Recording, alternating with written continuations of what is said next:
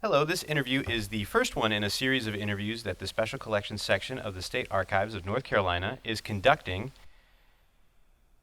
with the American Indian Heritage Commission to record the lived experience of indigenous communities in North Carolina. These oral histories will be part of an archived series of documents and will be made available to the public. Today is, Tuesday, December 6th, 2022. It is that right? 10:08 in the morning. This is an interview with, if you could give us your full name, please.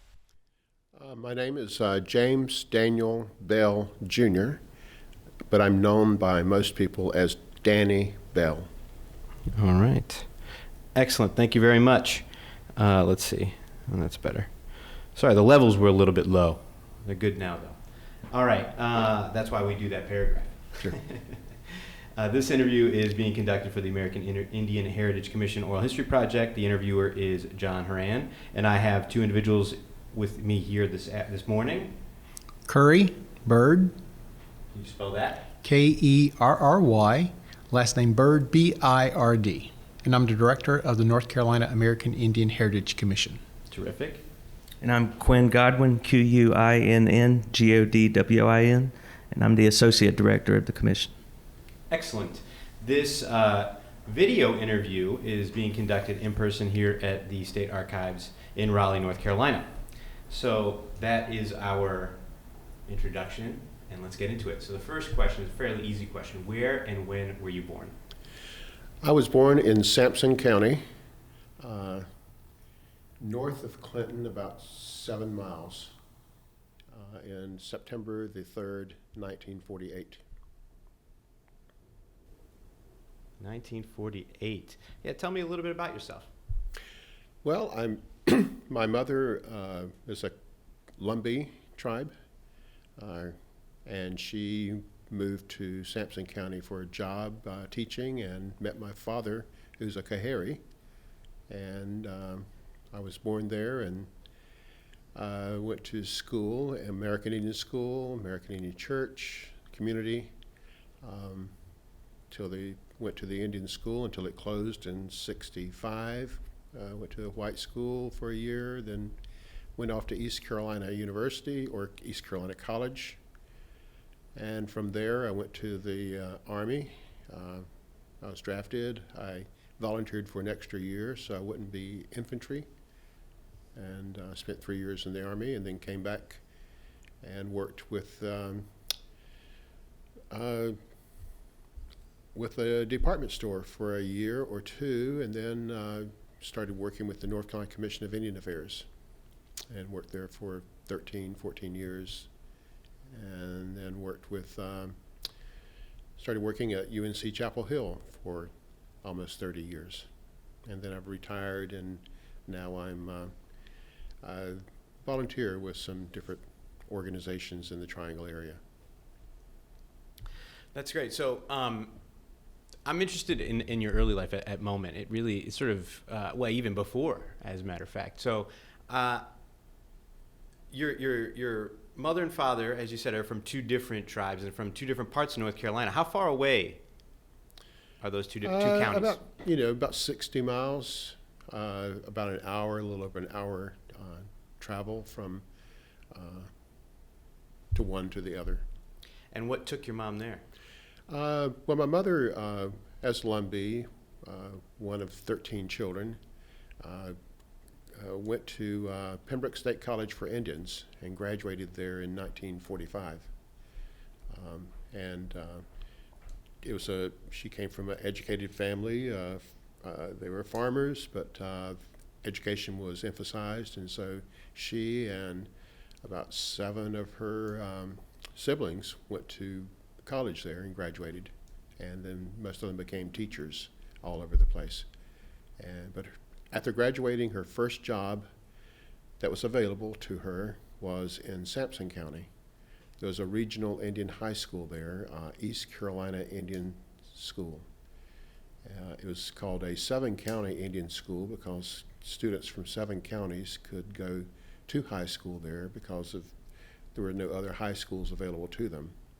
And She took a bus to the community, and my father happened to be fresh from the Army and had a car, and he gave her a ride to the family where she boarded for a few years. Okay, so that's how your parents met then? Yes. Nice, okay. And so, so then you come along, and at this point, she's living obviously in Sampson County. And tell me about your upbringing.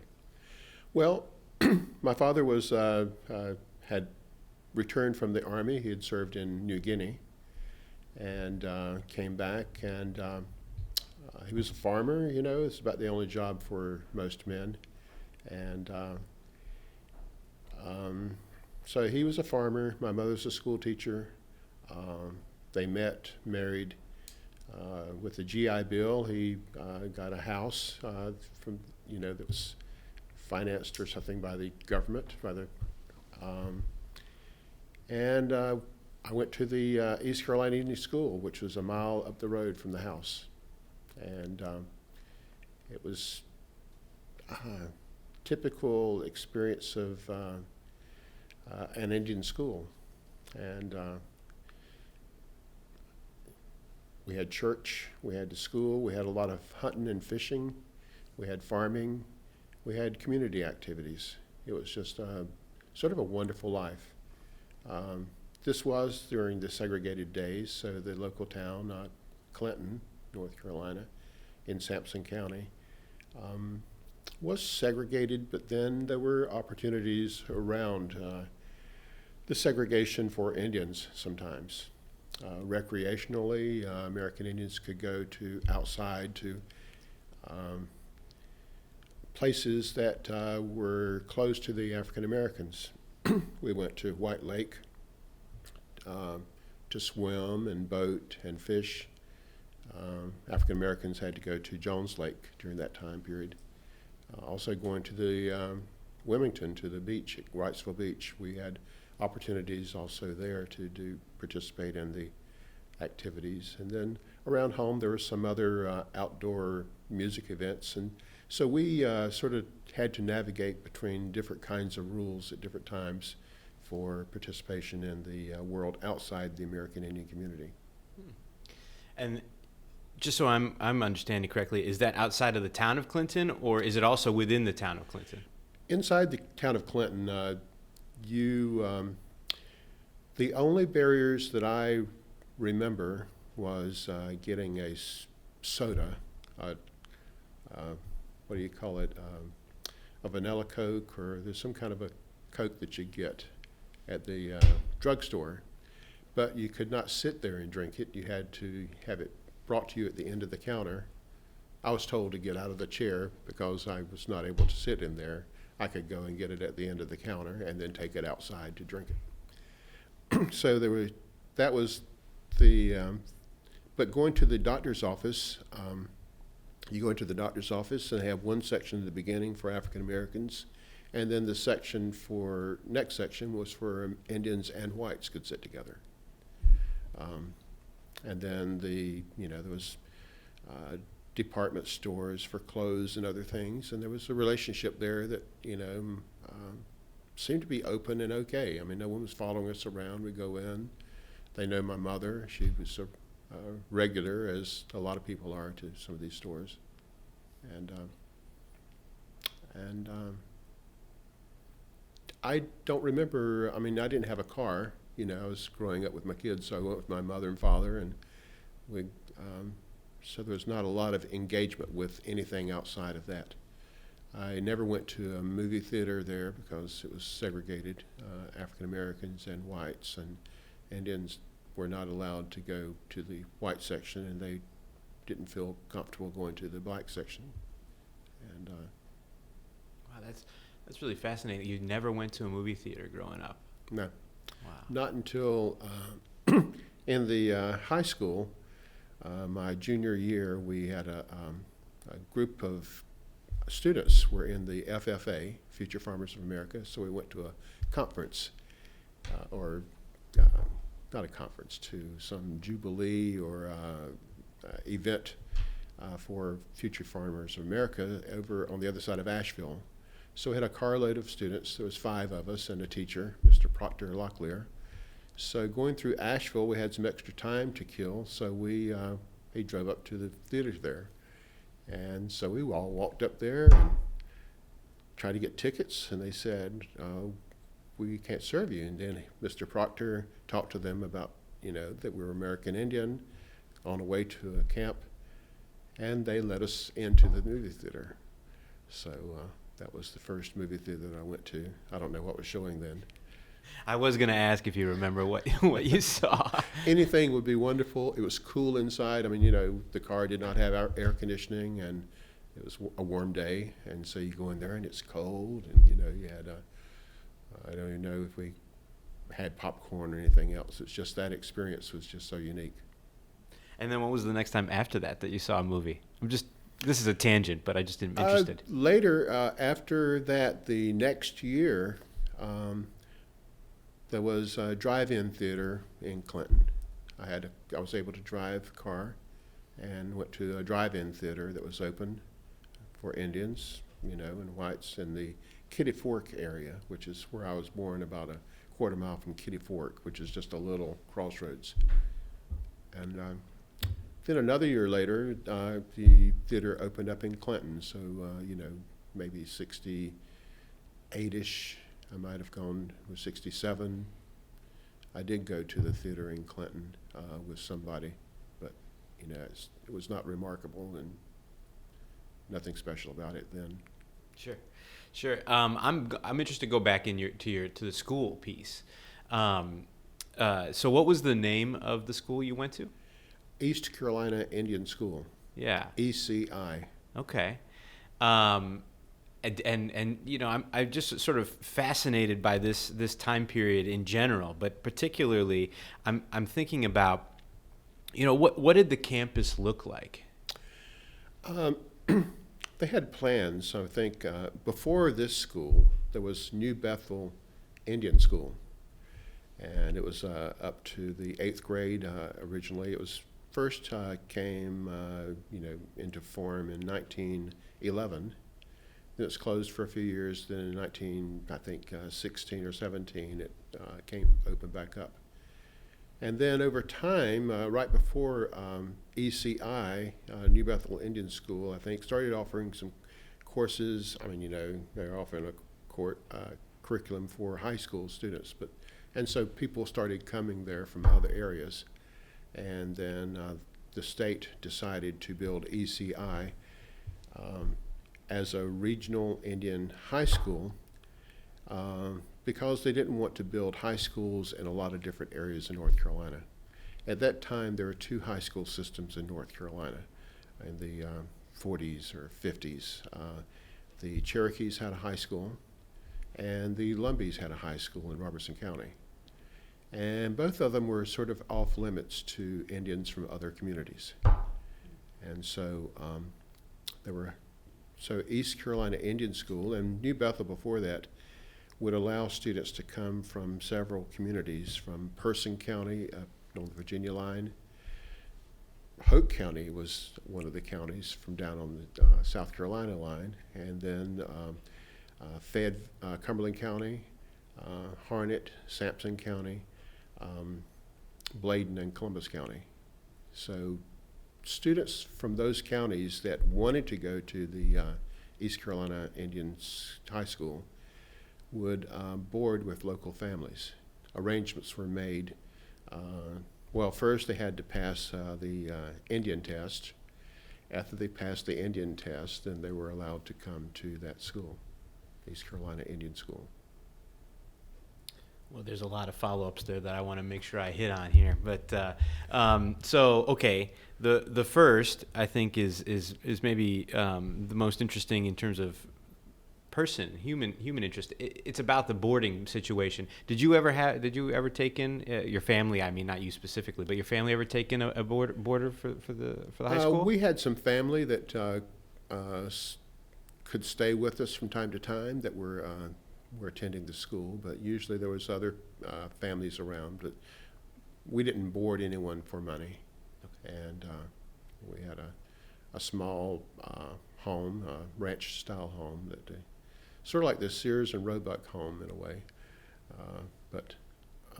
So we did not do that. Mm-hmm. Oh, but others would and would charge for it. Yes, yes. Okay. And, people could pay with money or barter with other commodities. Yeah. And then going back to something you said in the previous piece, like I said, there's a number of avenues I want to explore. You used the phrase off limits when you were talking about the Cherokee and the Lumbee School. I was wondering if maybe you could explain what that meant.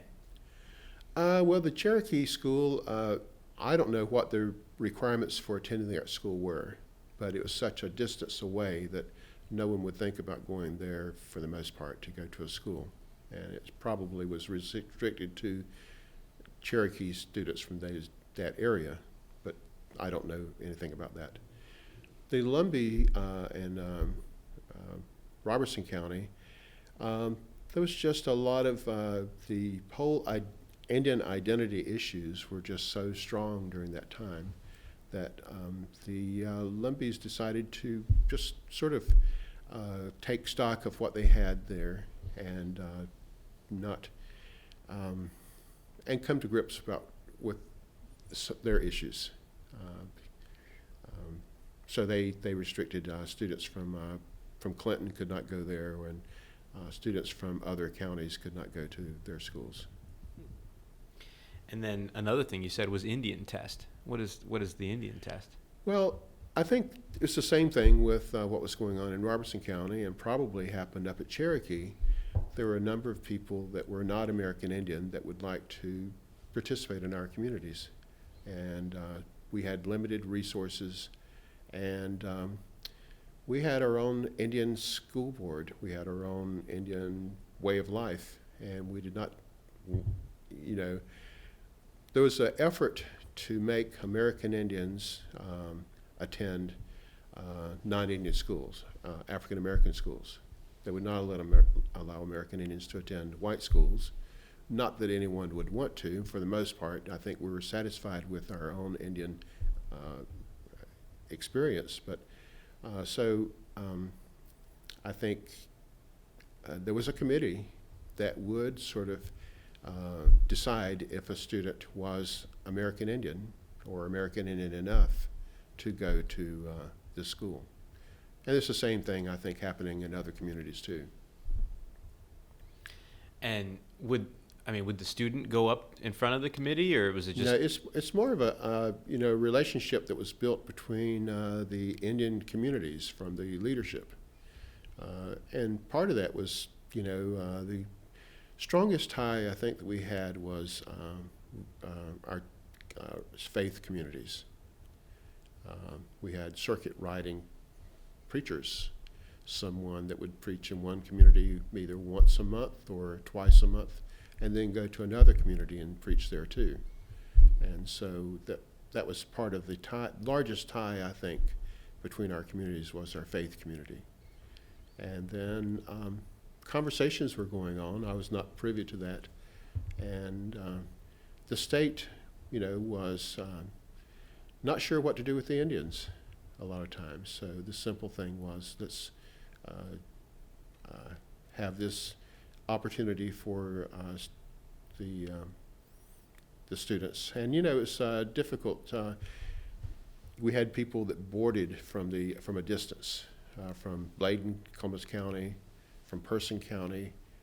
They had to sort of board locally because it's such a distance they could not go each day.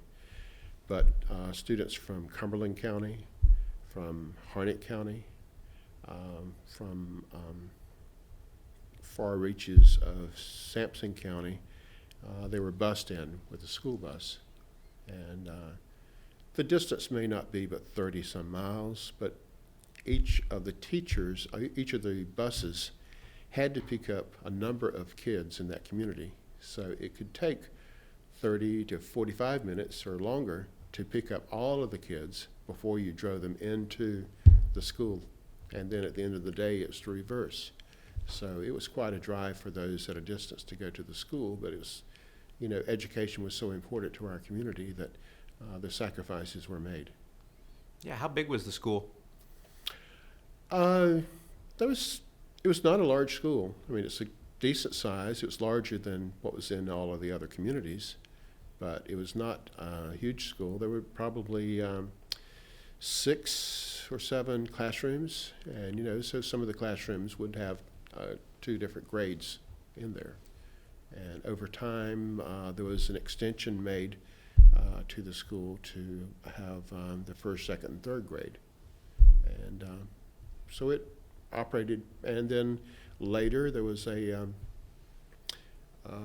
veterans from that had served in the 40s in the war came back, and they had veteran classes, and they had for them. And then they built a little building for their classes. Later, the state built a gymnasium. So over time, the state decided to support, in some way, the experience for the students. I mean, we still had our textbooks were hand-me-downs from the local white schools. You'd find several names in there, but they were textbooks, and our teachers, some thought that our teachers were not the best teachers, that teachers at the white schools would be better, but my senior year I went to the local white school, and the teachers were about the same as ours. The Indian teachers were well qualified, and the challenge was what kind of support did the students have at home with their parents when there might not be enough books or not, attention to school as opposed to the work that was required in an agricultural society. Yeah, this is something, so we have another oral history project where we're talking about desegregation with the African American perspective. So I'm really interested in this kind of thing. So especially some of the things you said with respect to the hand-me-down books and then the quality of teachers. There was this question of these things. So, and you mentioned it in your perspective. You didn't find that the quality was that much different when you went from the 2 different schools.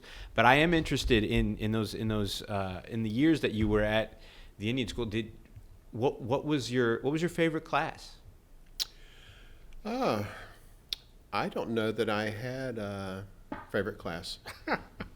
My mother was a teacher at the school, so she knew exactly every experience that I had just about at the school, from maybe not every experience, but she was friends with all the teachers, so she knew my homework, and she taught me in the 7th grade, I think, which was probably the most difficult year of my time there,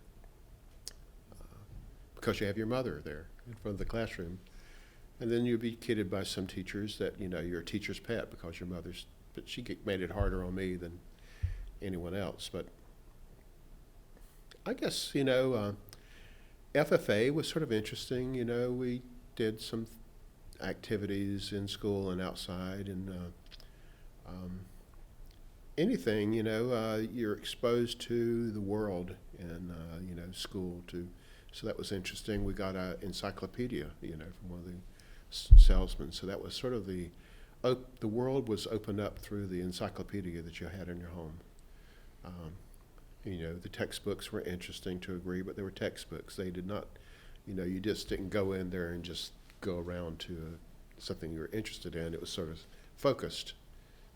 But I remember the encyclopedias as being sort of that window.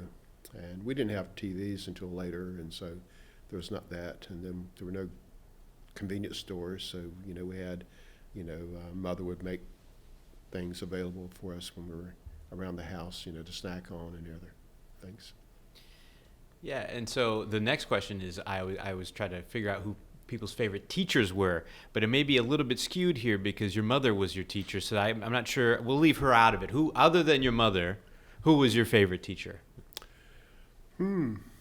Well, it's hard to say. I don't think I had any. They were all so demanding to a degree that we focus on the experience. We had it's the hierarchy there was most of the teachers were Lumbee because of the Pembroke State College for Indians, And most came in for a year or 2 or 3 and then got a job back down in their community and left. Some stayed for a longer period of time. There were a few local people that Miss Ollie Brewington Bell Ammons was one of the oldest of the teachers we had, and she was kind of real strict, but Miss Ollie Bell was sort of the queen of the education system there for the longest time. But some others are a little bit fun. I mean, the one that was the most fun and sort of unpredictable was Mr. Harold Dees. He was our teacher for a few years, and he later went on to work at the North Carolina Commission of Indian Affairs, where I worked later on. So, but he was funny. He was just always cutting up in a way. I don't know. Yeah, and you kind of answered this question, but I'll ask for maybe more detail about how the interaction between teachers and students, being that a lot of this, where did the teachers come from? And you mentioned that most came from the Lumbee community. So I was interested in sort of how, where did the other teachers come from, and then how did everybody kind of get along? I think everyone got along pretty good. I mean, there's some people are more strict than others. Some people have various interests, but Mother, I think she enjoyed everything about being in this environment because she was a fresh start. She was respected for what she did in church and in school, and then she had a steady visits from family into the community. Her oldest brother, my uncle, taught at the New Bethel Indian School when it was in operation. And another cousin of my mother's taught there. And then I had several aunts that came and taught at East Carolina Indian School before they went on to other places to teach. So, it's just and then there's good friends of Mother's that came and taught there, for a year or two and then went on. So it was just always exciting because family was coming in and different ways of cooking things were explored. I mean, we were always talking. One aunt went down to Robertson County to Bladen County and fixed some rice. They cooked rice down there different than we did around home. So my father was always asking, give me some of that Bladen County rice with my a squirrel or rabbit or whatever else there was. So it was, but I did not appreciate my mother and father as much then as I did now because they were taskmasters. There's always some work to be done around the house or on the farm. Mother knew all my homework. Get an occasional spanking with a conversation. I wish she would just go ahead and spank me and get it over with instead of asking me questions about why I did something. Yeah, I see. I can see that. You see where the end is coming. You just want to get there. There you go. Yeah, and I just want to kind of wrap up maybe the discussion about the Indian school by asking, what's your fondest memory? I don't know. There was a routine there, and we had. That was our. We didn't have a country club, or we didn't have other outside places to go to have in fun, and so there would have an occasional outdoor. I mean, we had the playground was right behind the school, so we'd go out there and we didn't have a baseball field. We didn't have other kinds, but I remember one May Day, they had a May Day thing where we were going around and stuff, and then there was always a fundraiser once or twice a year inside where ladies would bake cakes, and then people would bid on the cakes. And I remember one cake going for like $100, which was really an expensive cake back in the mid-'60s. And people would kid people about buying the cake because you're sweet on the woman that made the cake or something like that. And I don't know. we didn't have another outlet for fun in that way. I mean, you know, we could go fishing or hunting. We could always go to a cookout, so, you know, hog killing, or to barbecue or other things. But the school had its own unique experiences all over the place. And then the end of the year, they had the graduation, which was the biggest event of the year. People came from far and wide for the graduation of the students. And so that was always a big festive day. Yeah, and so that actually is a nice little segue. You finished your time in high school at a different school, right? Yes, right. So in your junior year, that would have been, they closed the school down. Right. So you knew it was coming. So you knew you weren't going to have that graduation. How did that make you feel? I guess it was overshadowed by what was coming next.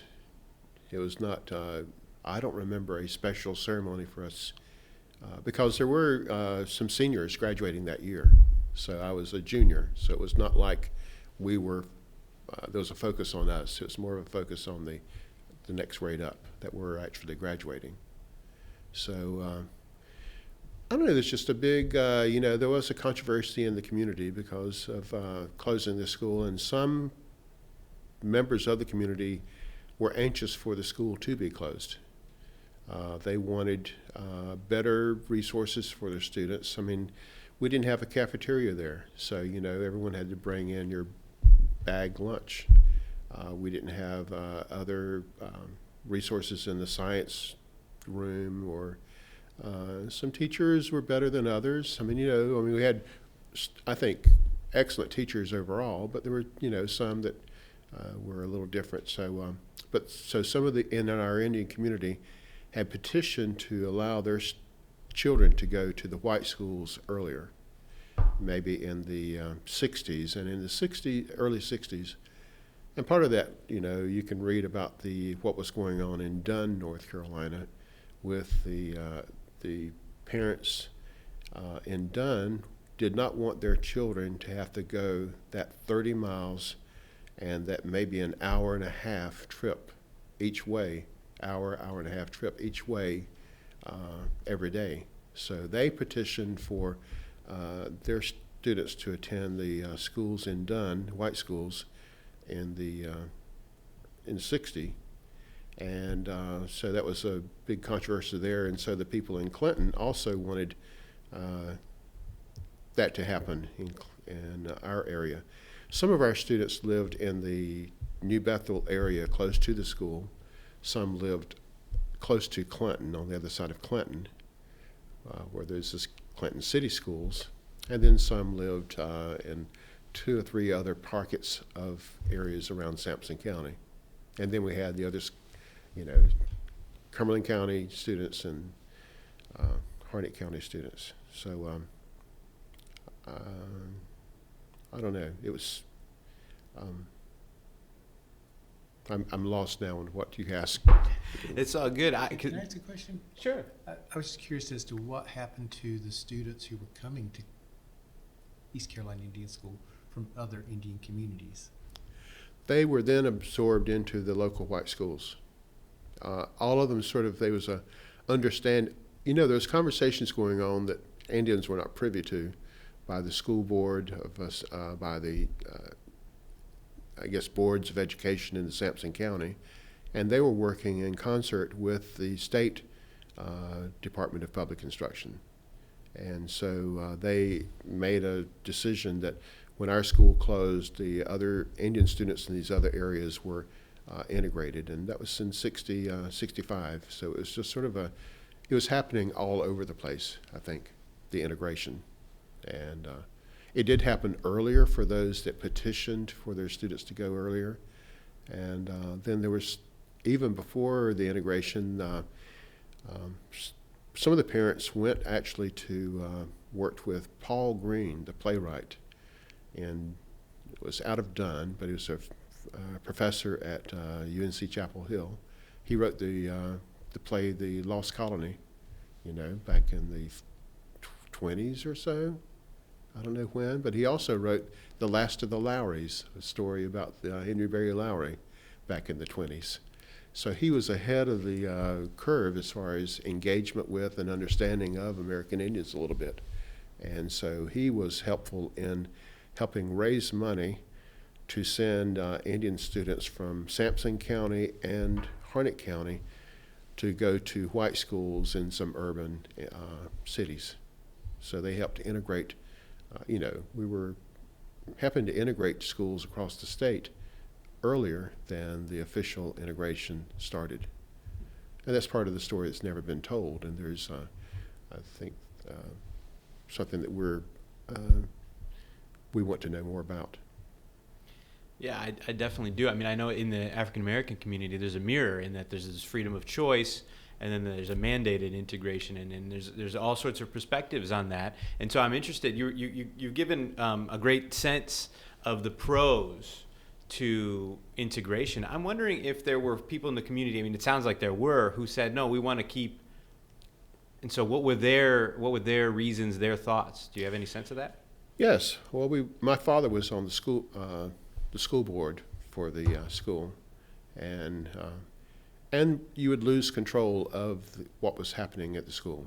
You would be outnumbered, and so if we were integrated to the black school, then there would be blacks in charge of our kids and everything that happens to them. If you went to the white school, the same thing. There would be white, and there was no American Indians that would have been on that school board or have a voice in some of the things that happened. The teachers, I mean, how would the teachers engage with their students?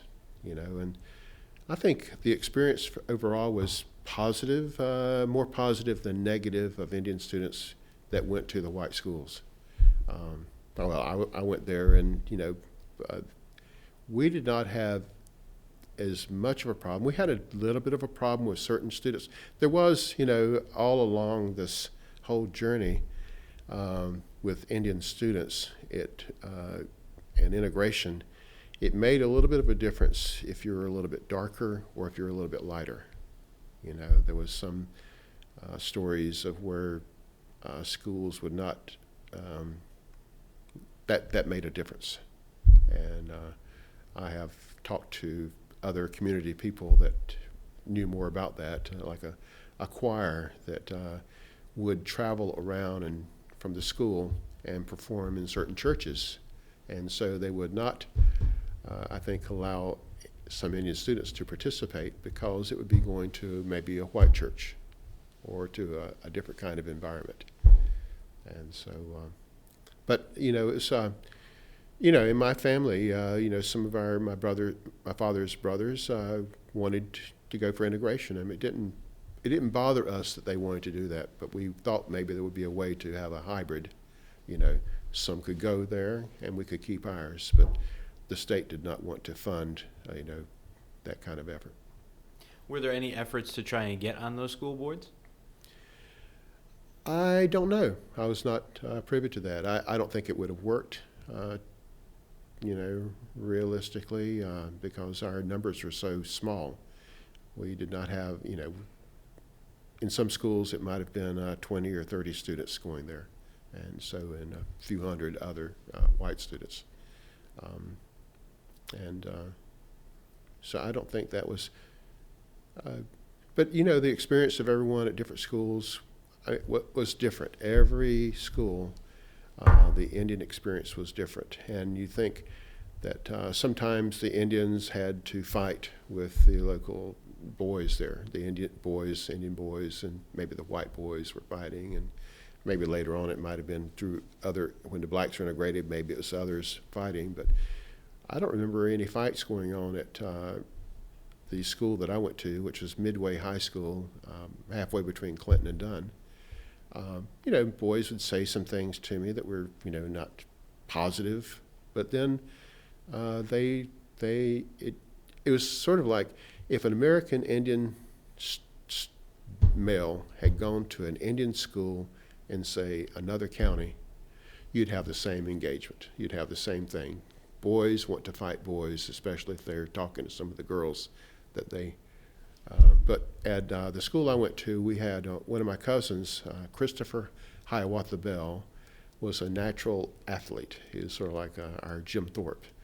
And so we never had football, in our school, East Carolina Indian School. We went to Midway School. I remember us hitchhiking and catching rides to go to the school for practice, and then sometimes for games. But then after a while, when games started, we had more regular rides. But he went out for football, and he was a natural athlete, and he was one of the fastest guys on the field, and that skill that he had bled over into make things better for the rest of us. I have a follow-up to that. That was one of the questions I wanted to ask. In the Indian schools, were there an abundance of American sports like football and baseball? And taking it a step further, what were the mascots? Were there mascots involved for the Indian schools? What did the Indians select as their mascots? Mascots never came up, and I don't remember any. I think we were the Warriors to a degree. But, mascot was nothing I remember, because we were at the Indian school. Most of the teams that we played were other Indian schools. We had sort of a small conference of sorts that we played Hawkeye Indian School in Hoke County and Les Maxwell Indian School in Cumberland County. Later years, after they established their own high schools, and which happened, I think, in the 50s. I think there was a build up of Indian schools in all other areas. So fewer people were coming from those areas to East Carolina Indian School because of the build up of those other Indian schools. But mascots was nothing we ever would think about. In fact, I was proud to have an Indian name on a mascot. One of my first mascot issue that I remember was the Redskins, and I was a Redskins fan. We were so invisible in the national scene that, Redskin was, I'm a Redskin, I'm a redneck, it doesn't bother me. Today it's a different story, and there has been proven that some kids are affected somewhat like that. But, back then it was, how can we be more visible in a positive light? Who are our heroes? Even today, who are our heroes today? And why don't we have more information about them available in the larger communities? Yeah, I think that's going to open up something here. I think for your time in the was it called Midway High School? Mm-hmm. And your time in Midway High School, it may be not for you, but I'm wondering if you individually, transitioning from one school to the other school and all of that comes with it. I'm wondering if you had heroes at one school and not at the other, or did you have heroes at both, or how did that work out for you? At the new school, Midway High School, the white school, I didn't have any real heroes because I was not there long enough to really get to know any of the people. The teachers seemed to be, okay. I didn't have any problems with them. The students there, some of the boys, I remember one time when I was saying, we've got an arsenal of guns and ammunition that we've stored over in our community. And I remember telling him that we've got a lot of guns too and a lot of ammunition. We do a lot of hunting and fishing, but I got to know some of the students there that were bus drivers. I was driving a bus my junior year at East Carolina Indian School.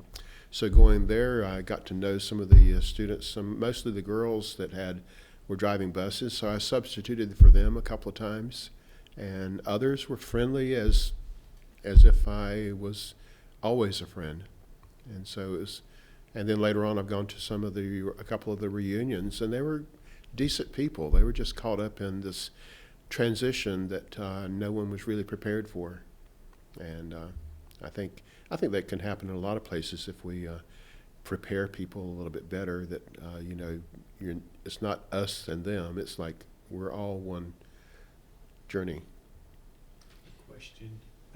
What happened to the teachers at East Carolina Indian School once the schools were integrated? They were absorbed into the local schools in their communities. My mother went to a school, just Herring Elementary School, which is just an additional 3 miles down the road and taught there for her last 10 years of teaching. She taught for 20 years at East Carolina Indian School. She went there in 45, and the school closed in 65. And so her last 10 years was at the school there. The other white schools where our students went to, for the most part within Sampson County, was the Clinton City Schools and Clement School out close to the Shiloh Indian community.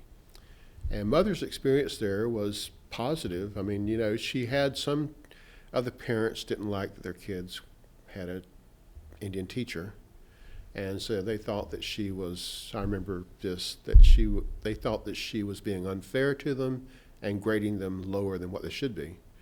So she had a parent-teacher conference with the parents and the principal around the classroom, the experience of the children, and she brought out all the tests and the questions and everything, and it found out that the kid was not doing their work. And so it was not an issue. And but you know, she had and Mother was interested in a lot of different things. She took some classes at Sampson Tech on different things, and she was always listening to the radio for Ask Your Neighbor was a radio program on Saturdays where people were calling in recipes. So it's just a real, there's a lot of good things happening around there. Things are opening up. People are not as, mean as they could be maybe in other communities, because our numbers were not too large. I think where you have more conflict between American Indians and the larger community is when there's a large number of American Indians. When it's a smaller number, we're insignificant to the larger scheme of things. And we build relationships too. There's Indians with land, and so the politicians, wanted to get, their way in some things. So if there's an Indian person, they needed some help, that helped establish a relationship that sort of bled over into more peaceful relations in some ways. That's it's really interesting that discussion, and I think I wanted to just follow up real quick about the mascots. What about at the new school? What was the mascot there? It was not anything that was Indian. In fact, it was sort of neutral, just Raiders, Midway Raiders. The Midway Raiders. Okay. And I think the other piece that I think is really fascinating is to talk about to go back to your parents now, and to go back to being from two different communities, two different tribes. And I was wondering how that blended in your household. No real problem. I mean, the Lumbee, Coharie, and Waccamaw tribes had a lot of engagement, mainly around the church, but also with the school and with visiting. So there's no, and there's enough. If you go back to a few years, there's a lot of people that are Lumbee today actually moved from other places through Sampson County on the way to Robertson County. And some of those families, people stayed in Sampson or Harnett County and did not travel down. So they have relatives that stayed and some that went down. Same thing with the Waccamaw. There are people that we're related in some way from those three larger communities.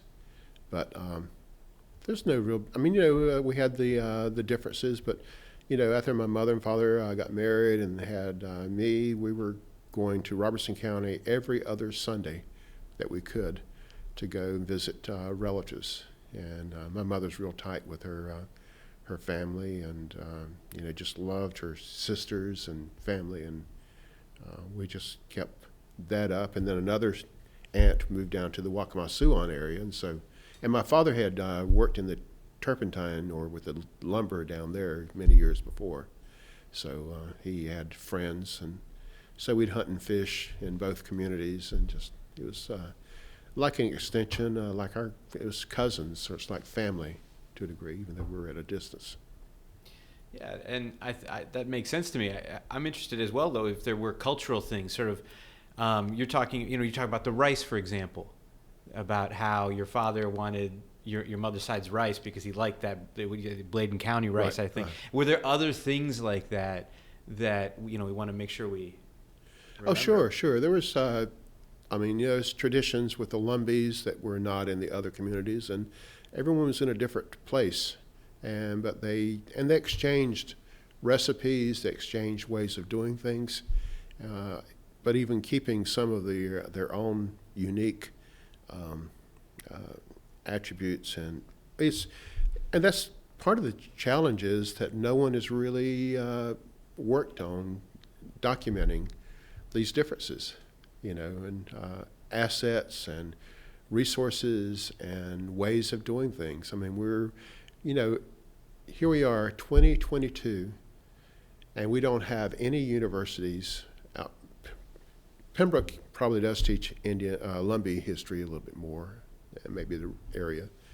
Cherokee's up at Western Carolina, but none of the other schools do any teaching or research around American Indians. You can't find a course in the Triangle area, Duke, Carolina State, on Indians in North Carolina and other universities. So the universities are not doing the research, so it's not into the curriculum. So the curriculum is not taught. So we've just been overlooked over these many years about all of that. And so, I sort of lived through it, but, I wasn't taking notes because it's just sort of, it's good. I mean, one thing about my going to Robertson County and with my grandmother there, she always had these tea cakes. That was one of my favorites. You'd always want to go in there and sneak a tea cake before lunch, and then afterward, there's certain kinds of cakes and pies they had there that we didn't really do as much in Sampson County. And then going down to Bladen County, they had a different, there was more deer down there and more, more maybe ducks and other kinds of, they're closer to the coast, so that was a different kind of meat a lot of times. You didn't have the same meat in Bladen County that you, with the Waccamaw that you had with the Lumbee. Now, if your pork and chickens and the domesticated ones were all over the place, but they're just different kinds of relationships to the rivers and relationships to farming techniques were different. Do you want to tell us more about that, the differences there? No, it's just, each community was just so different in their land and communities. With the Coharie, my father's community I grew up, there were just 2 or 3 different communities there that were sort of self-contained to a degree, but we all went together with to churches sometimes and others. But if you get into Robertson County, you have a large area, and you have a lot of different settlements that people are proud of, and and each one of those is much larger than our community in Clinton area, and much larger than the Waccamaw. Danny's mother in the Indian community was a revered and exquisite basket weaver, and I would like to know where that tradition came from, or how it came to her, and whether she passed that on. And also, were those types of crafts something that the students were able to do in the Indian schools? What were like the visual arts and any kind of performing arts in those schools?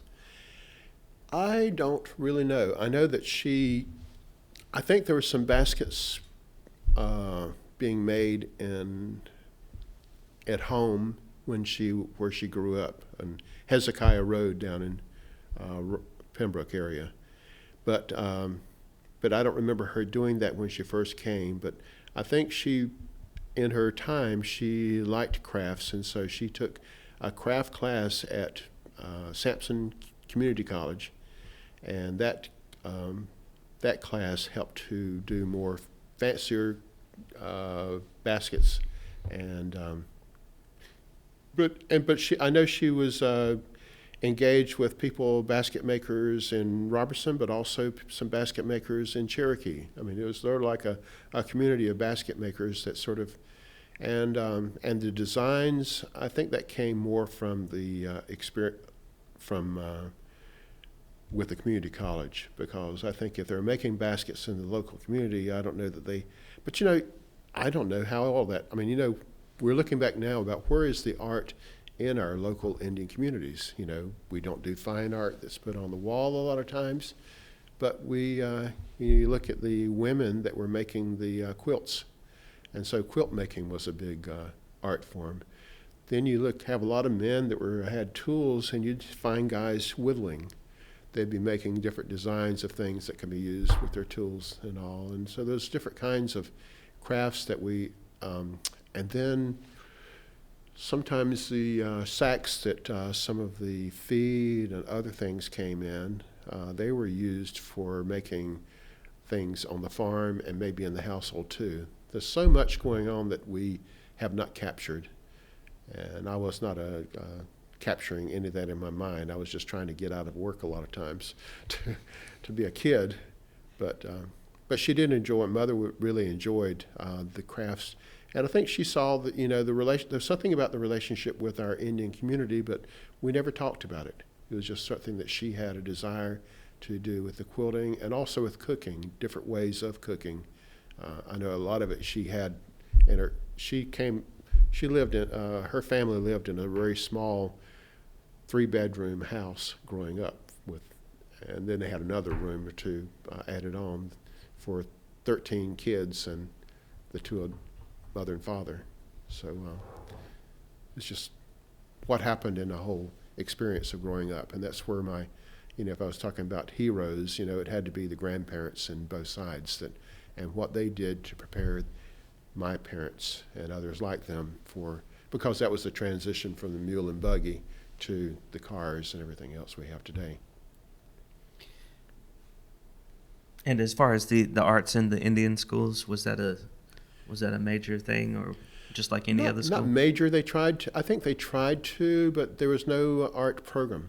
We were just on the real basics, reading, writing, and arithmetic, and then trying to emulate some of the things that were coming down from as our teachers learned new things to do in the educational experience. It was based on what was learned at Pembroke. Pembroke was sort of the model for what was going to happen in our local communities, schools. Some teachers were not allowed from our community, from the Coharie community, were not allowed to go to Pembroke. They had closed it off for them to go to college there. And then they could not go to college at some of the other schools in North Carolina because, some would allow them and some would not. Chapel Hill was very active in keeping Indians out of going to college, to undergrad or graduate school. A few of our teachers, though, could go to Lenore-Rhine and to a few other smaller schools around the state. So it's just a lot of stories of what was available and what was not. You said about your grandparents and how they imparted great sense of they just taught good lessons to your parents' generation, right, or whatever. I'm interested in the lessons you learned at home. What's sort of the most valuable lesson you learned growing up? I don't know. Respect authority. I think it's respect of others, being, I don't know, what did I learn? I guess some tolerance to a degree, sort of working through problem solving the situation you're placed in. Because my parents had, to learn how to navigate that system for resources, but also for peace of mind. My father had, it's a unique experience for a lot of men in that they were in the segregated communities all around the state, and then they were called up to go to the war, World War II. Some, it happened in World War I, but it was not opened as much as World War II, and so they were recruited a lot of time or drafted into white units. They had the Army was segregated, white and black. So the Indian men in my community that I know of were recruited into the white units, went off to war, treated as first-class citizens in the service for the most part, a couple of occasions not, and then going overseas and then coming back home, and then all of a sudden they were back in the segregated South.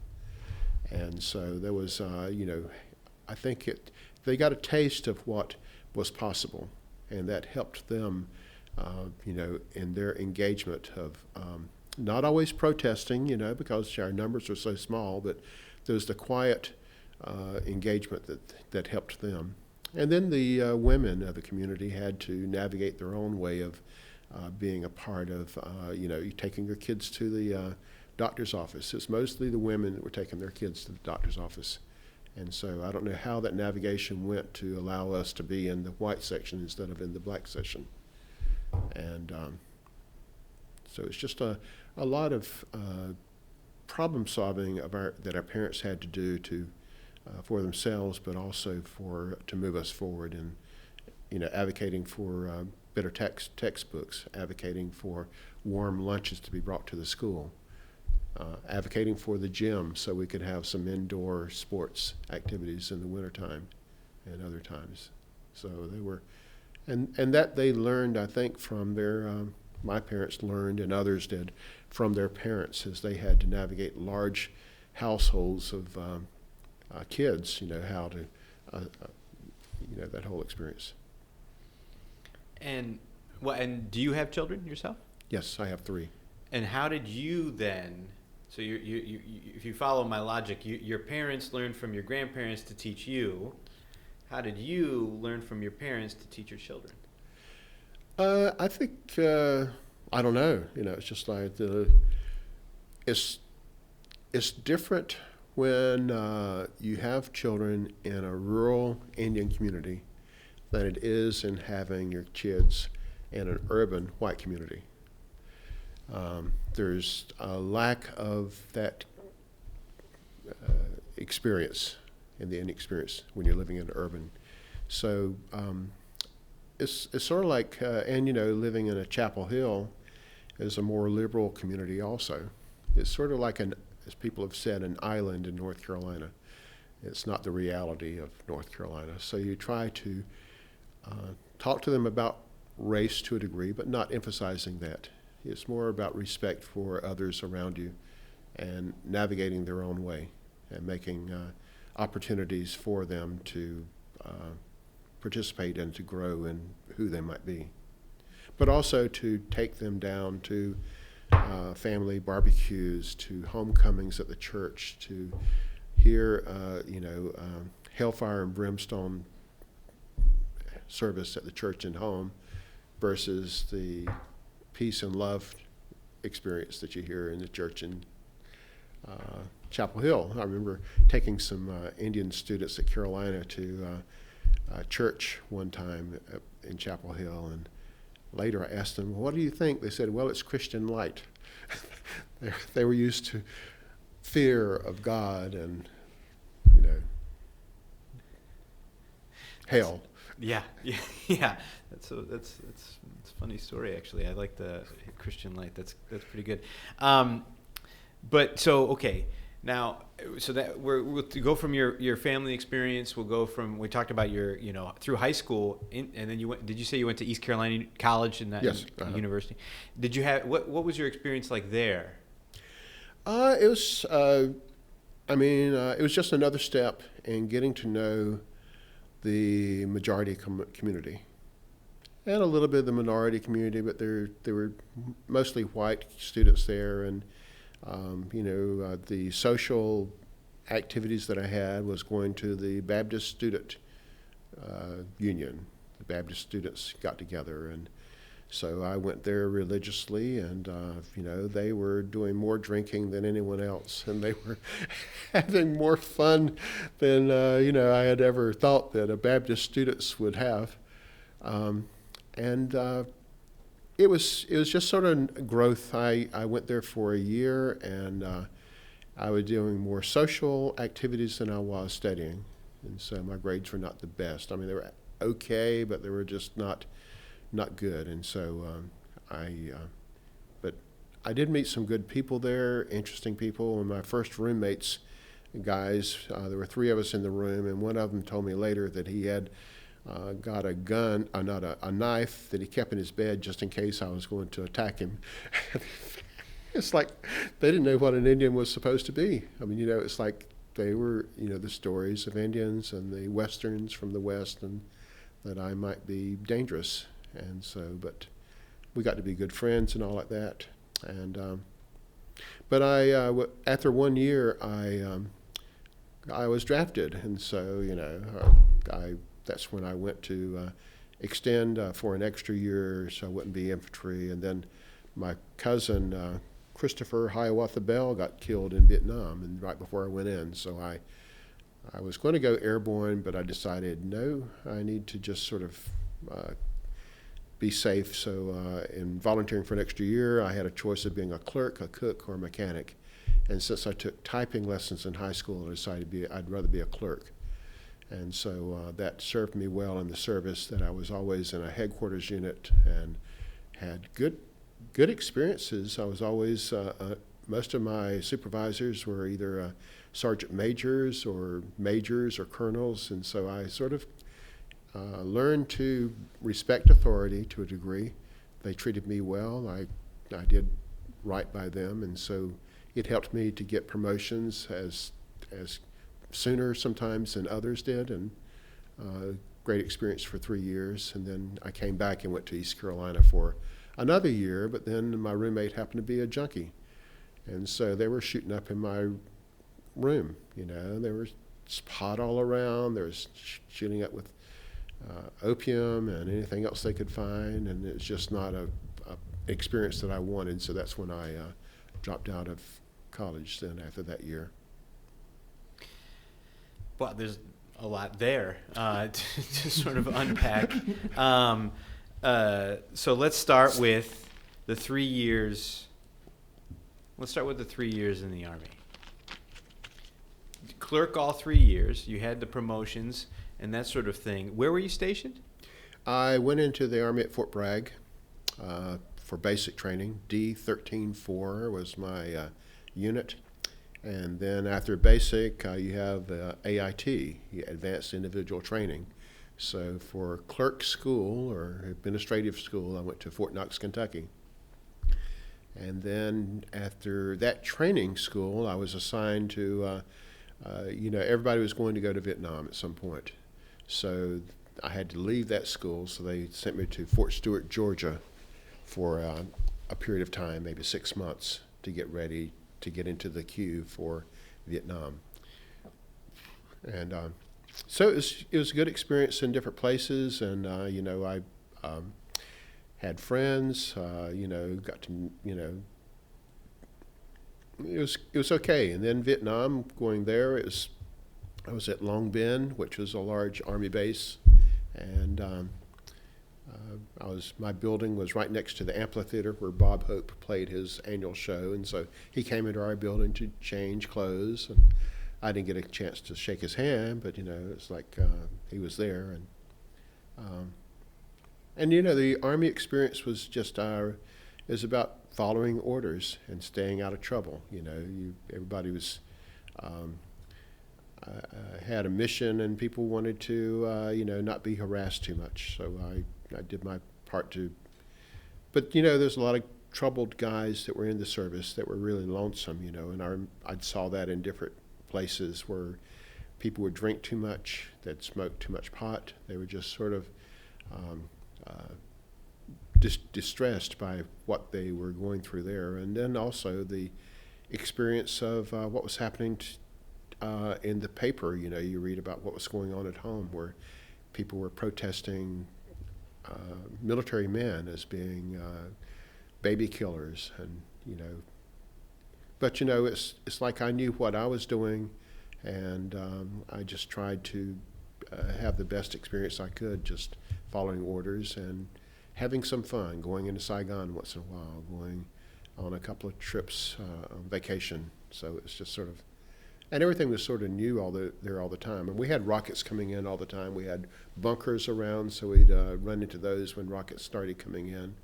And we'd have guard duty once, if not once a week or so, where you go out and just stay in a bunker all night, just watching for anything bad to happen.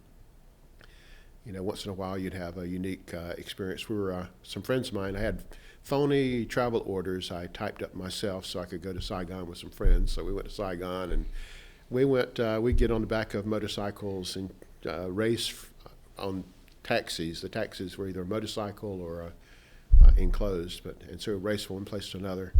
And one night we were coming back after going to Saigon and partying, and then we were coming back to the base. We were had a deuce and a half truck, and one guy had a portable TV that was picking up the local armed forces TV. We were watching Gunsmoke in there, and then we got attacked by the convoy from the VC on the side of the road. So they were attacking some of the front.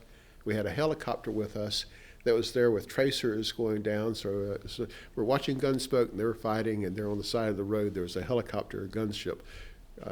It was just a frightening time, so we sped up as fast as we could go with the convoy and made it back safe. But it was just, we survived. It was a great, one thing that I remember that was fun to a degree.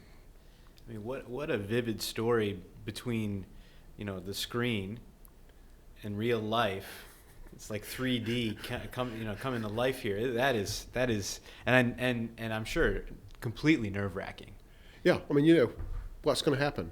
Do we duck? You can't duck down. You just have to trust that. The convoys happen every other hour. And there'd be anywhere from 50 to 100 different trucks going, because we were at Long Binh, which is the largest base in Vietnam. So there's the unit I was in was the 1st Aviation Brigade. So we had half the helicopters in Vietnam was assigned to under our unit, and we had all these big. Tankers were there. We had armored people. I mean, it's just a big city. We had our own restaurants there. We had our own massage parlors, legitimate massage parlors, and anything that you wanted to do, you could do there right there on base. But it was not too exotic being around a bunch of soldiers. So going to Saigon was the big thing, and I was in the Aviation Brigade, so some of the commander and others would let me ride with them sometime in a helicopter or in a fixed wing. And I went to Saigon one time with them, and we saw some guys water skiing on the river going out of Saigon. It's like, wow, what a wonderful time it is for some. Yeah, Vietnam seems to be filled with these kinds of contrasts of just, Gunsmoke and real smoke. It's like it's that seems to be kind of Vietnam, with people out skiing, water skiing, and then these sort of harsh conditions. Right. And so that's all. I appreciate that sort of addition to that memory. And I'm interested. You mentioned your father's experience in World War II, first-class citizenry, that kind of situation, and then coming back, and it's a different situation. I'm wondering if there's sort of parallels in your story. Where was being in the military sort of that first class kind of idea, and then coming back home was different? Was it more the same? How would you characterize it? Sort of the same. One observation coming back from the service after 3 years mostly away is that I had changed considerably with the experiences, but I noticed that things at home, it was almost like I had just stepped away for a week or two. The same church activities were going on, the community activities. It was, but my world had sort of expanded a lot, and I think a lot of people, when they leave home, the world does that. So, I don't know. My father was just a different age, and he got what was called shell-shocked and had some psychological issues after being in the war. And I think it's the inhumanity to man. It's like we're all exposed to, if not directly, indirectly, to massacres and other things that happened, and it sort of is troubling to our faith in what's good about mankind. Yeah, that's for sure. And then, in your rundown, after you did the 3 years, you went back to East Carolina, and we had that discussion. So I don't want to linger on that. But did you ever go back to college? No, after that experience with the drug addicts and all like that, then I just looked for some regular work to sort of maybe take a break and maybe go back. But I started working in a department store in Fayetteville, Levy and Sons, which turned into Best Products, I think, or something like that. And then it's just a real retail is just retail. But then a cousin of mine was working at the North Carolina Commission of Indian Affairs, and told me there was a job opening there, and I thought, wow, Indian stuff, why not? And so I started working there, and that sort of changed my life forever. And that's what I want to spend maybe the rest of this discussion on, but I want to ask this question first. Had you ever thought about doing anything related to Indian affairs or advocacy or anything like that in the lead up to your cousin? Okay. No, there's not really anything available. We had, we had our Indian church. We had lost our Indian school by that part. But the church was sort of the center of everything that was going on in our lives around there, and family. Family was, and I say family, it was not like my cousins. It was a larger community of people that some other people were not my cousins, but they were like my cousins. They were like my best friends. And then third or fourth cousins were like first cousins. I mean, it's just, no, Indian stuff was sort of something that we lived, we understood for the most part, but we didn't have to put a special emphasis on it because it's something that we lived, as part of our life. There's no way of thinking of what it would be like as white or black or anything else. Okay, and then, go ahead. I was going to ask about how you met your wife, how you met her. Well, I was working at the Commission of Indian Affairs several years later, toward the end of my time there. But I went to a powwow in Greensboro, and she was there with her roommate, an Indian woman. And so the Indian woman that I knew a little bit introduced us. And so since I was living in Raleigh and she was in school in Chapel Hill, and hey, Tar Heels, what's going on over there? And so it's sort of, that's the big school in town. So anyway, I got to know her over there and started visiting and going to events. If you visit a woman over in that time on campus, you couldn't go into their rooms. You went to the lobby, and then you had to sign in, and you had to wait for someone to call them down. But if we go to Wilson Library, at the end of the evening, somebody would walk around with a bell, ringing a bell. It's time to go. So I met her there, and then stayed around the Chapel Hill area after getting married. That cemented me into the Chapel Hill area. In both of these instances, what year did you start with Indian Affairs, and then what year did you meet your wife? I started in Indian Affairs about 75, 76. They had just been established a few years earlier. And the first director that I had there was Mr. Early Maynor. He was a Lumbee businessman from Robertson County, and his brother was actually the preacher at the New Bethel Indian Church. And they, both of them lived close by and knew my mother. So, it's just sort of familiarity there. But he was there for a few years and then left, and then Bruce Jones came in. So I started there in 75, 76, and I was working temporarily there for the first year with public information and doing a survey of Indian community people in the Triangle area and then Indian stuff around the state. Just gathering information for us to share with others. And that was the first role. That was the temporary role. Yeah. Take me through the progression. How long were you there, and what were your roles as you I started in I think 75, 76, I'm not exactly sure which year. I was there until 88.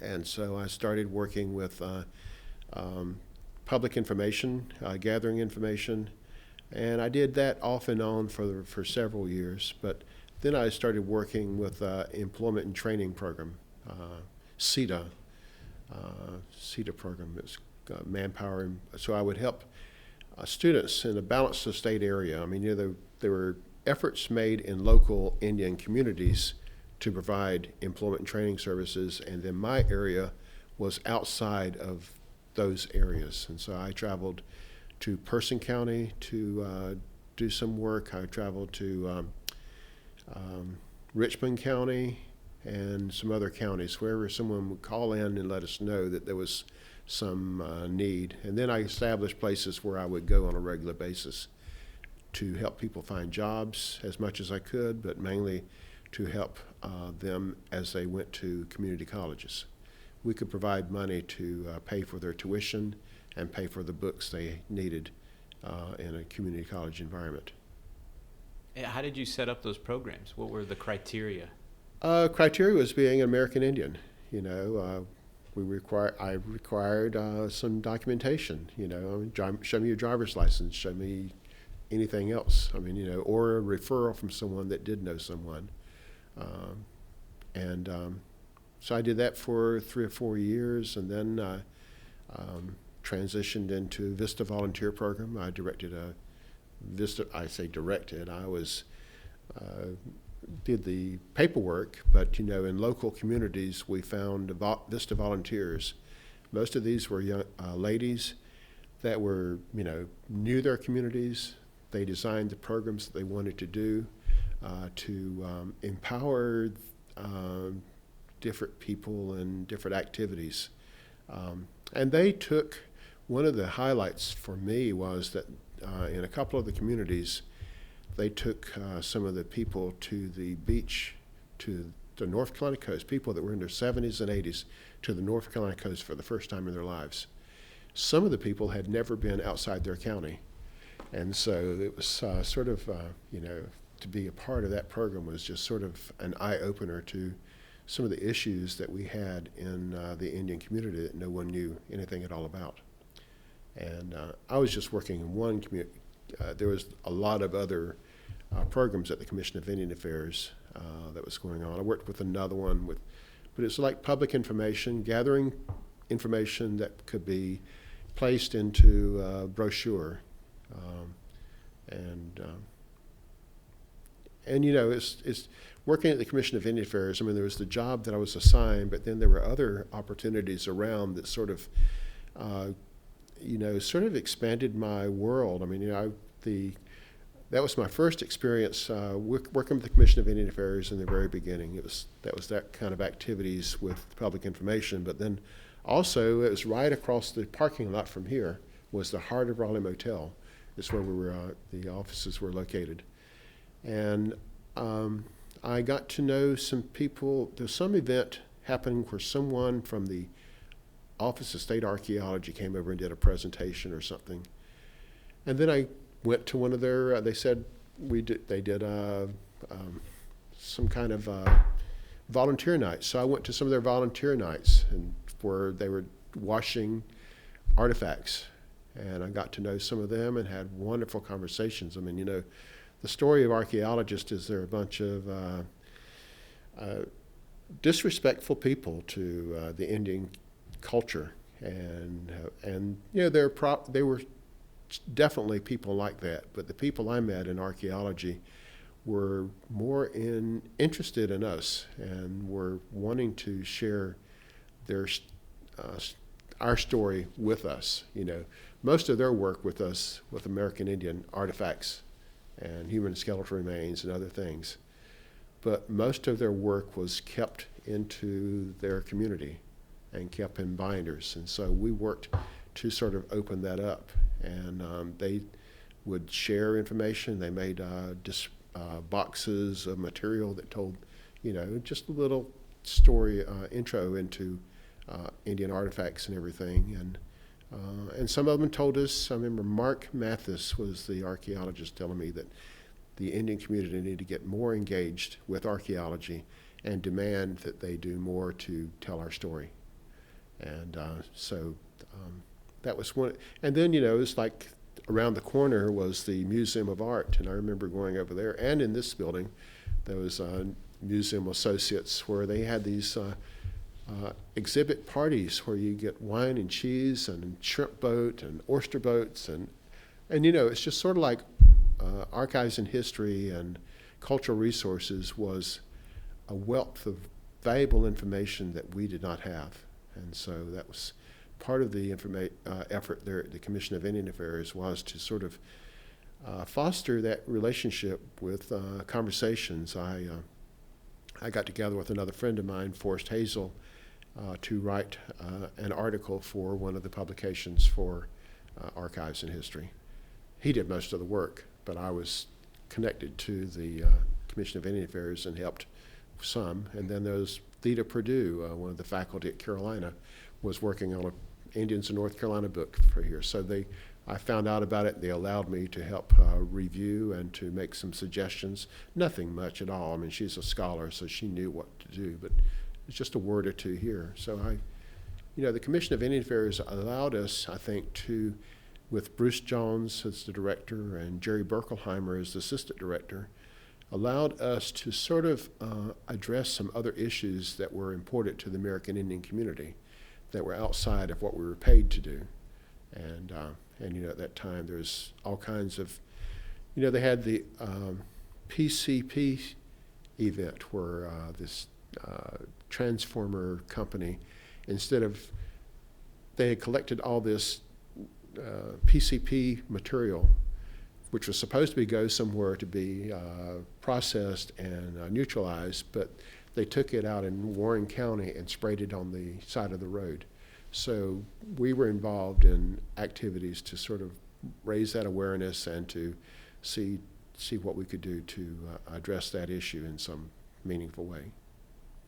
So the Commission of Indian Affairs is sort of, in so many different ways, in the Triangle area, Raleigh area, but also working with the local communities where there were other staff members in most of our Indian communities, and what they were doing was interested and helped us do what we did up here because we had more information to share. Yeah, and you know, you're talking about sort of making those connections, and the connections allowed you to do some other things and to sort of think about a larger perspective. But how would you deal with sort of things like that PCP issue that are maybe that issue specifically, or a different issue that's challenging? How would you kind of make recommendations, and were they heard?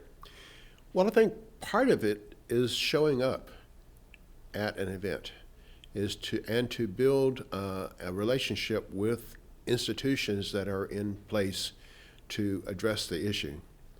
We did not have the resources ourselves to do what DEQ does, to do what other natural resources people do. But we do, when it's in our community, we need to be a partner in connecting people that are locally, that are Indian community, that may not know how things work. You know, and we sort of, by showing up a lot of times, it made a difference in how people within governmental and other institutions treated our people, because they would be held accountable to a degree. We were a state agency, and people didn't really understand. They may not understand what the Commission of Indian Affairs does or did, but they knew that we were part of the governor's office, and that, you know, I think that gave us a lot more strength in being able to make things happen. And there's a lot of people interested in Indians. I mean, you know, there's no Indian studies courses anywhere, you know, for people to get as they went through college. There were no, the media was not that concerned with us. You know, the TV, I mean, you know, we were being killed by John Wayne on the TV, but how they learned about Indian stuff was what the Commission of Indian Affairs was doing a lot of times and what was happening locally. So we were just fostered a new understanding about American Indians, and that we were normal people interested in our, you know, what was good for us. And so we had a voice that was, I think, respected in a lot of areas. And a lot of people were interested in helping us too. There were some that were not, they had their own agendas and all, and that's something that we even face today, where we are not included in a lot of things that are DEI activities, but that we have to keep fighting to make sure that we are included. Yeah, absolutely. And so you said, I think you said 1988 is when you left. Is that? Yes. Yeah. So why did you leave, and where did you go? I got married in '82, and still worked with the Commission of Indian Affairs and lived in Chapel Hill and drove back and forth. And then had a baby in '84. No, got married in '82, had a baby in '84. And then a couple of years later, my wife went back to graduate school. And I was on soft money with the Commission of Indian Affairs, always on soft money. Someone would write a grant, we'd get funded, I'd have a job and could do different things. So I was on soft money that was ending in '87 or '88. And they were going to write a new grant or go after some extension money. But my wife going to graduate school needed, help with the baby. So I looked for and found a job in the student aid office at Carolina, and that's when I left the Indian Commission to go work at Carolina. And you said student aid? Yes. So how did your experience developing sort of that Indian advocacy through those years from 75, 76 to about 88, how did that translate into this new job in student aid? Most valuable. It was like going there, with student aid office. Initially, it was just, I was in the loan section. I had, at that time, everyone getting a loan at Carolina had to sign a promissory note, and certain ones I was overseeing that, and then I had to contact people that were, had problems with their loans to reschedule that and all. But I still kept up with what was happening at the Commission of Indian Affairs.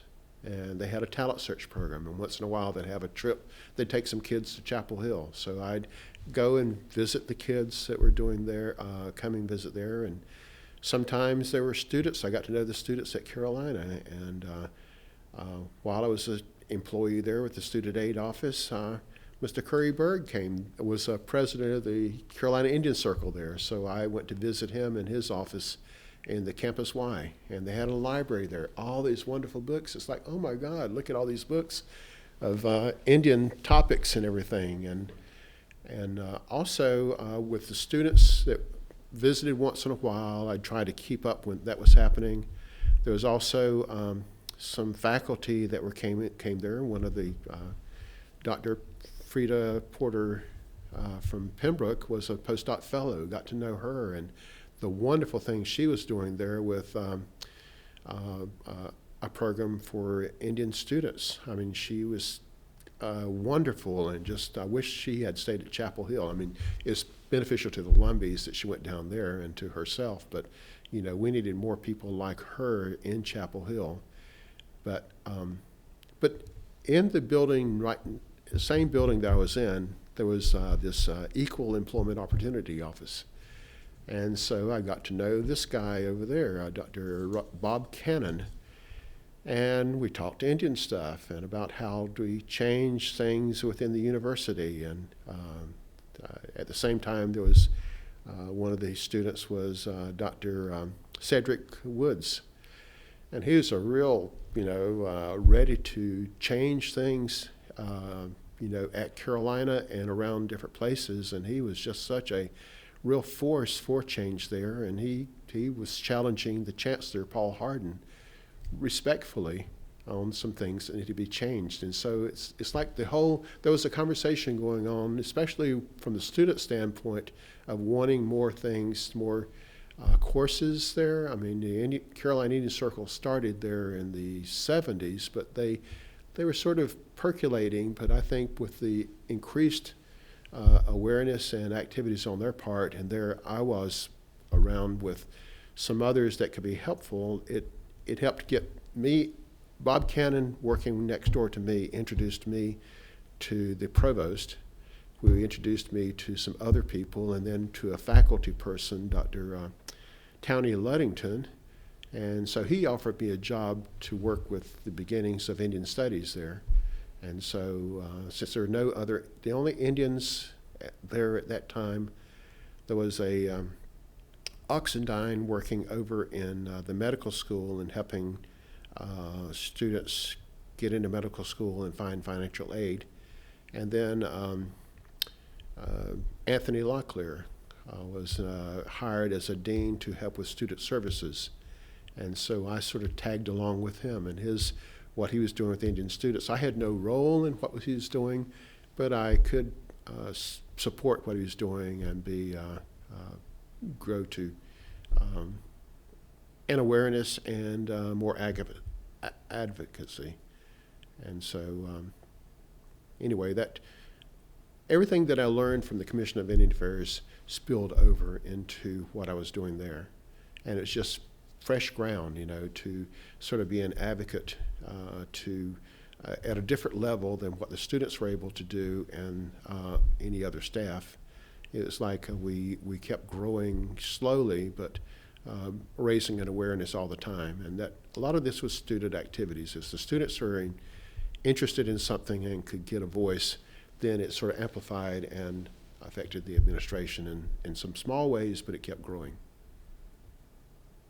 Tremendous. That's terrific. I really that is a great sort of summation in response to that. And so I'm thinking now, maybe during that or after, what's your involvement in sort of the creation of the North Carolina American Indian Heritage Commission?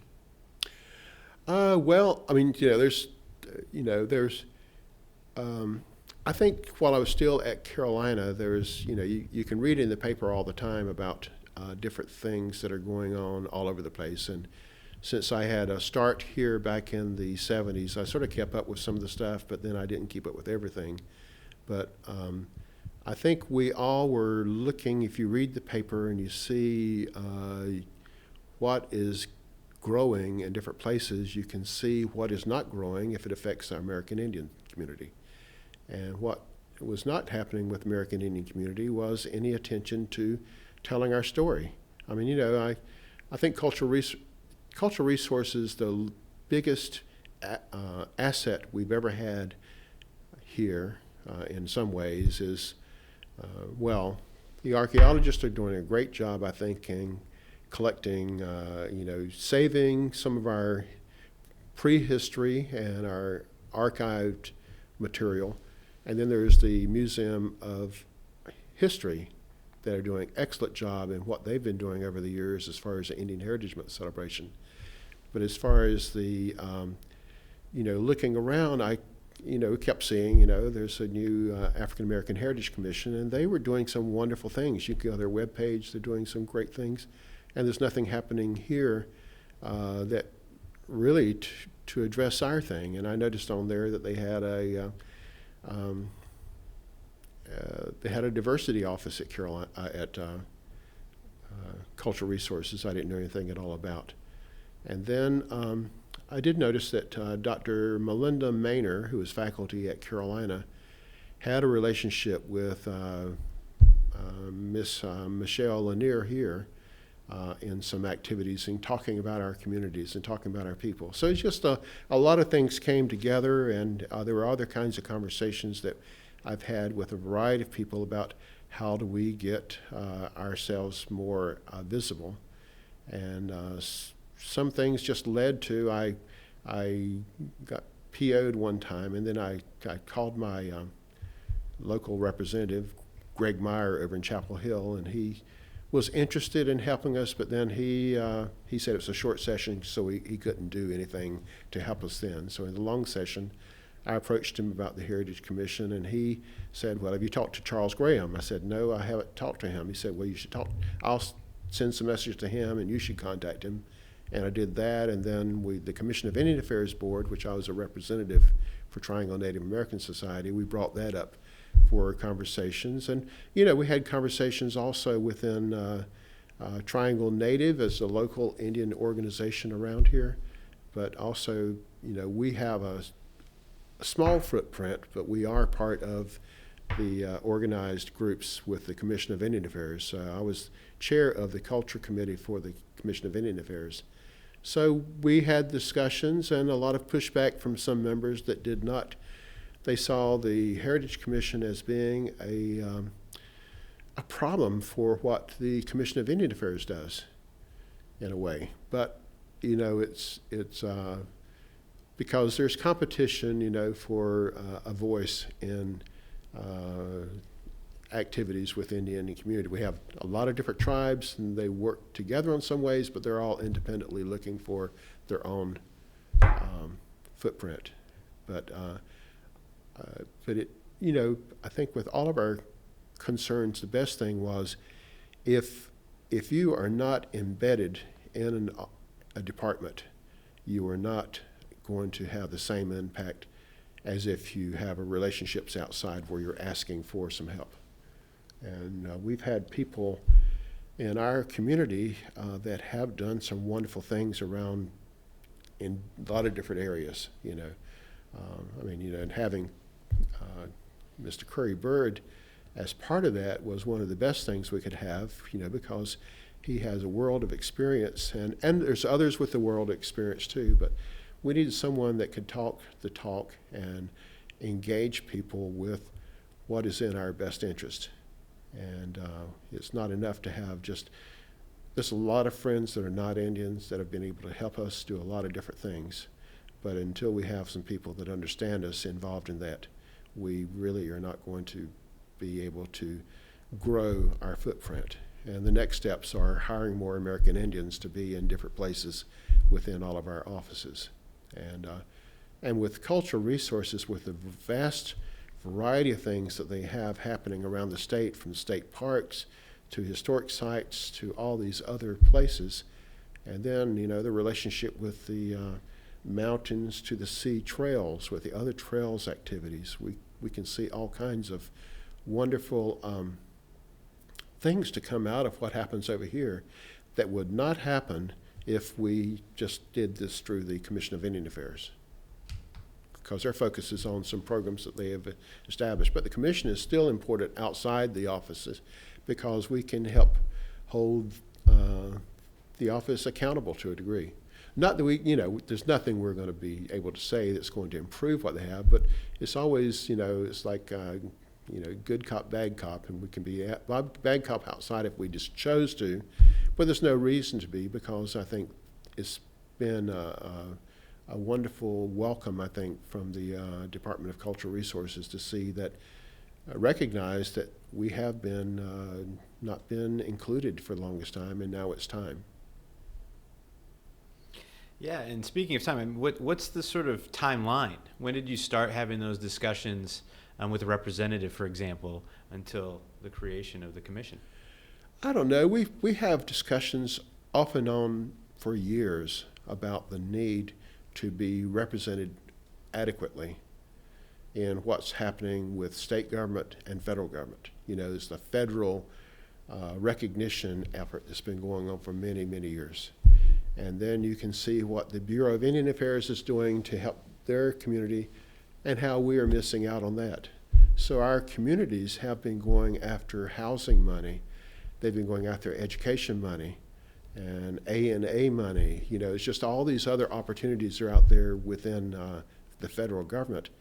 But within state government, we sort of have not been served as well. It's like federal recognition is important in a lot of different ways. It's like the respect for us when people think, oh, well, we are not quite Indian enough, but they don't realize that what happened to American Indians in North Carolina was at the very beginning of this country. And all these other tribes out there, they were addressed later on. And so what benefited them was, in a way, it's not a benefit in so many ways, but culturally, was that they were isolated in concentration camps. It's not a benefit. It's like to say that slavery was always bad, but the good part of it was that, well, I don't even need to go there, but as far as American Indians, we did not have access to what was happening in the main house of the people that were enslavers. They had Bibles there, they had other materials that were helpful to some of the people that were worked in the household, and I think that translated out to hear conversations about what was happening in society and land purchases and other kinds of things that benefited some of the people that were enslaved.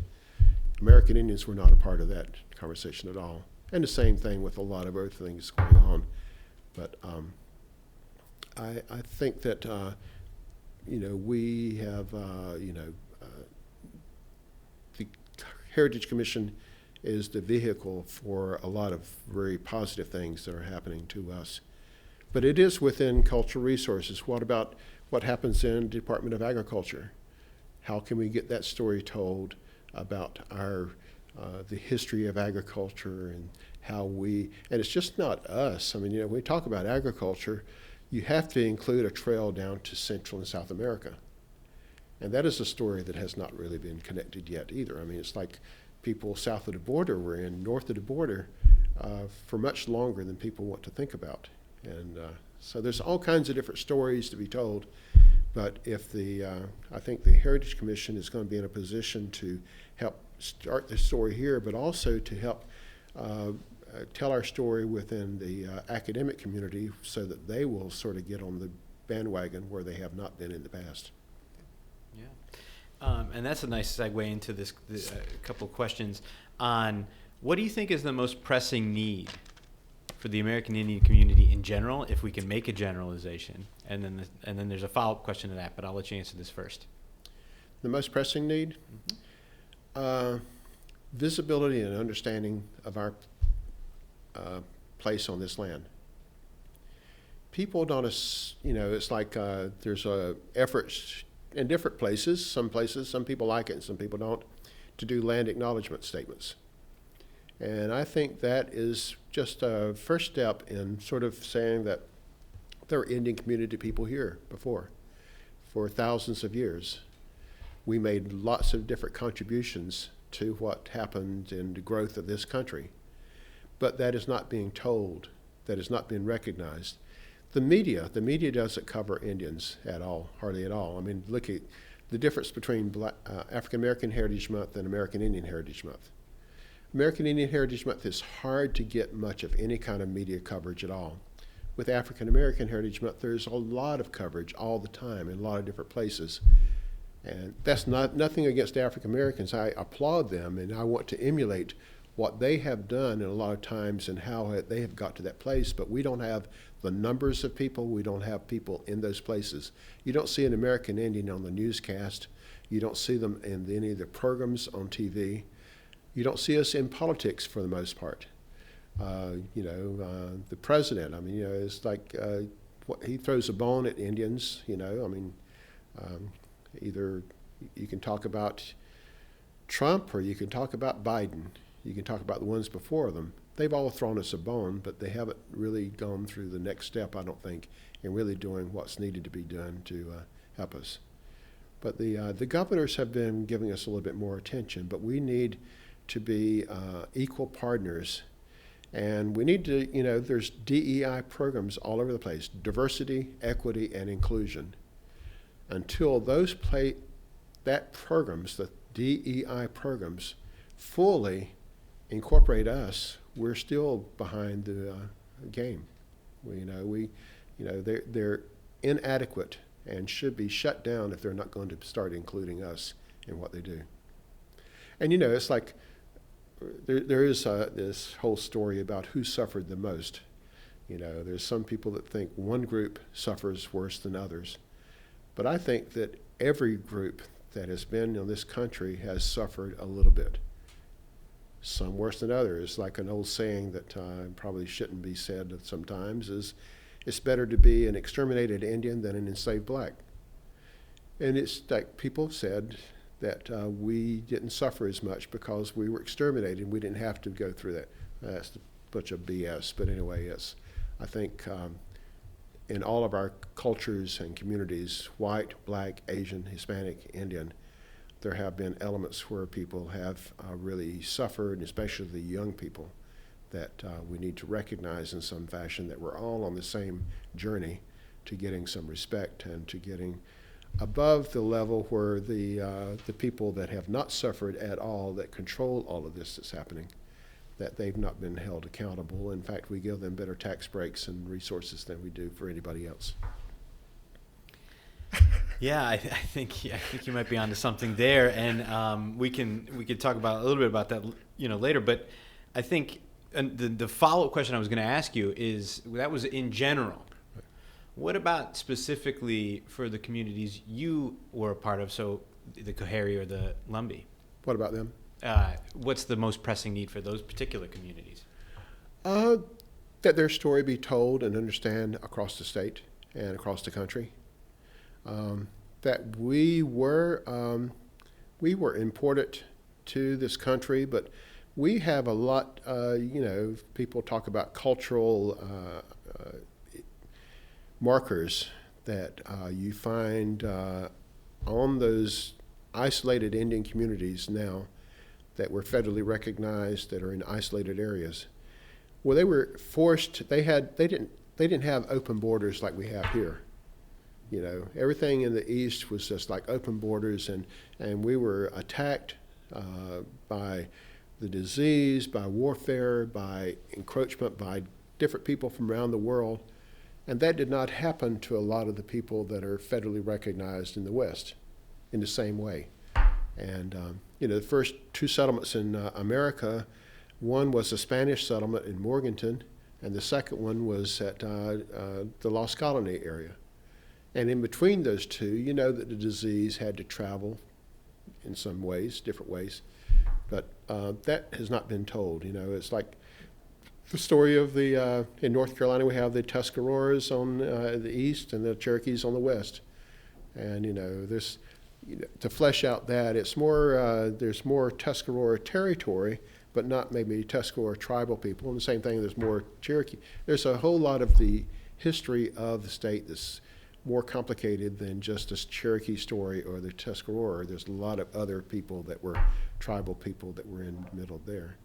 So it's just we need more research been happening on American Indians, and we need to be included and deliberately addressed some of these issues where if we wait for it to happen as it's happened so far in the past 20 years, it'll be another 50 years before we reach some equity.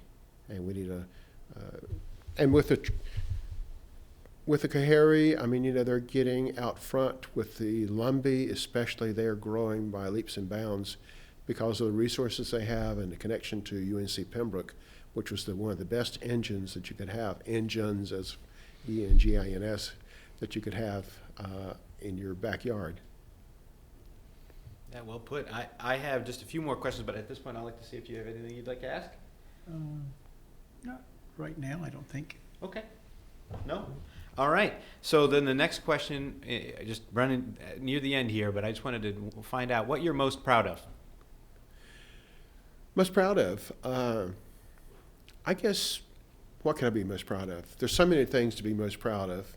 It's like family. My mother and father's families, I think, were, it's like that generation, and what they had to overcome and keep good relations.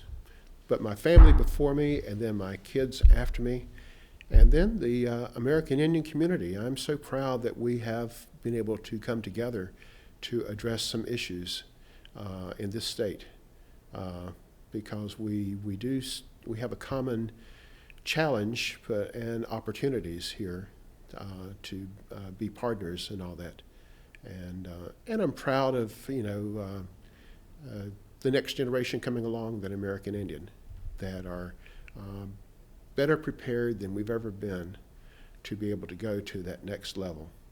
And we have a lot of good things happening, and I feel so inadequate in so many times, but then I feel this is just the journey that I was on, and then they're making me more proud as days goes on and we get to more attention brought to our existence. So a related question somewhat. I know tribal enrollment is important to you. Indian advocacy is important to you. I know your wife is non-Indian. How are you instilling Indian identity in your kids and with your grandkid so that they will be as much of an Indian advocate as you are as the bloodline has decreased? Right. Well, we do what we can, and what is available is to enroll my children in the tribe, and then also to provide them with some reading material. You know, so they're not going to be able to take a course in Indian studies that's going to give it to them. It's like up to me. But to regularly visit the Indian community and to be aware of the issues that we face. Because no matter where you are, at some point there's going to be some issue coming up that's important. It's like, well, my daughter, oldest daughter, has a child now, and so she's interested in sharing, information with her locally about Indian stuff. My youngest daughter works at a tech company in the Triangle area, and she's part of an affinity group with that group for American Indians. So she is going to be having a voice and learning about all of that. But it's, it's just a challenge with an urban Indians that is not faced by the rural Indians. And so they're not going to be able to achieve the same things that those in the rurals can in some ways, but other ways they can, because they can translate things maybe in a different way by being white and Indian, or if someone is black and Indian, or Asian and Indian, or Hispanic and Indian. You know, we all have the same kinds of challenges to maintain relationships. But it's like at some point the bloodline might run out to a degree, and some may not even want to be Indian. And so that's the reality, that they have that option. Some in the local Indian communities in the rural areas don't want to be Indian and have left communities. I mean, it happens all over, that we're individual minds about what is important and what our relationship is to our past and our present. And so I do the best I can, and then it's like they are independent contractors for the rest of their life. So it's like pray for the best for them to carry on what we need to be doing. All right. Anything else you'd like to add to this record while we have it open? Well, I don't know. What can I say? I think we've covered just about everything. It's like I would like to see more partnerships with the people that are in charge. To grow the kinds of workshops that Curry and Quinn can give. They are some of the most important people in the Triangle area right now, along with Greg Richardson with the Commission of Indian Affairs and whoever might come after him. But they're in a position to really make a difference, and I hope that everyone opens their arms to them and listens to what they have to say about what is in our best interest. Our story is just as important, I think, as all the other stories, and all the stories are interesting, but we need to have more research done that can really cement an understanding of who we are and who we want people to understand. So that's it. All right. Well, thank you very much for sitting down with us and chatting. And it's been just under 2 hours, so I appreciate that. I'm going to go ahead and stop now. Has it been 2 hours? Oh. It has.